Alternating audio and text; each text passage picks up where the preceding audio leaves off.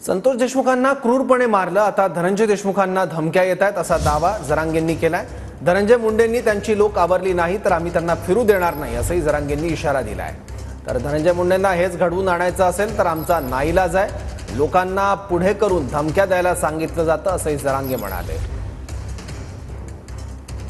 मंत्रिपद यासाठी दिलं का? राज्य चालवायला दिले, राज्याचे प्रश्न सोडवायला दिलेत, गोरगरिबाच्या अडचणीसाठी दिले। तुझे लोक तिथं त्या पोलीस स्टेशन मध्ये म्हणजे संतोष देशमुखांची तुम्ही क्रूर हत्या केली, त्यांच्या भावाला तिथं तुम्ही धमकी देताय, मग तुम्हाला कसं काय रस्त्यावर फिरू द्यायचं?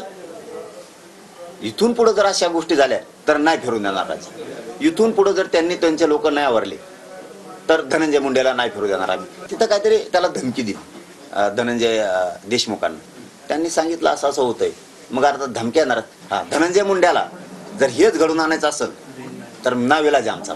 ते माणूस मारून म्हणजे संतोष भैयाला क्रूरपणे त्याची हत्या करून जर धनंजय मुंडेचं पोट भरलं नसलं आणखी तर मग आता नाविलाज आमचा। त्याचं पोटच भरलं नसलं आणखी त्याच्या लोकाला तो पुढं घालून धमक्या द्यायला लावतोय वाटतं, परत ओबीसीच्या नेत्याला बोलायला लावतोय, त्याचं पोटच नाही भरलं वाटतंय, तर मग नाविलाज आमचा। तुमच्या सरकारमध्ये तो धनंजय मुंडे त्याला एकदा समज द्यायचा प्रयत्न करा, तो जर आवरला नाही तर आम्ही सुद्धा आवरणार नाही।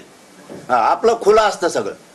आम्ही आतापर्यंत 26-27 दिवस त्याचं तोंडावर नाव सुद्धा घेतलं नाही, कारण आम्हाला जातीवाद करायचा नाही, जातीय तेढ निर्माण करायचा नाही। आधी सुरुवात त्यांनी केली। 4 दिवसापूर्वी त्यांचे ओबीसीचे नेते बोलले, धनंजय मुंडेच्या सांगण्यावरूनच बोलले, अशी आम्हाला शंका आहे। धनंजय देशमुखांना पोलीस स्टेशन मध्ये धमकी दिली गेली तरी आम्ही शांतच बसायचं का?